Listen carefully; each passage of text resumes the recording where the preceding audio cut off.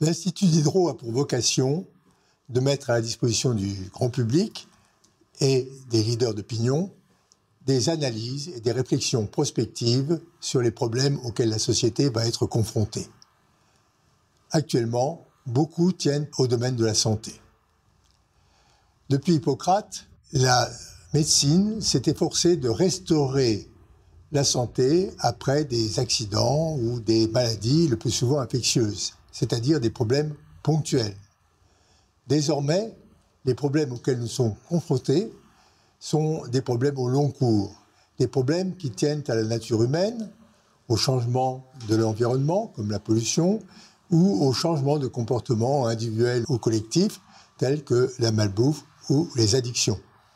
Eh bien, tous ces problèmes ne se soignent pas très bien.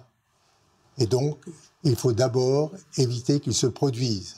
C'est l'objectif de la prévention.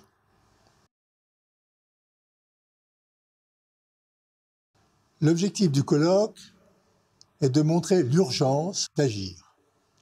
En effet, de nombreuses évolutions vont aggraver nos problèmes, qui sont déjà considérables. Par exemple, les évolutions démographiques, des évolutions sociétales, les évolutions climatiques. Il faut donc réagir vite. Il y a heureusement des moyens pour le faire. Tout d'abord, une prise de conscience généralisée qui est un préalable, qui a commencé et qu'il faut renforcer.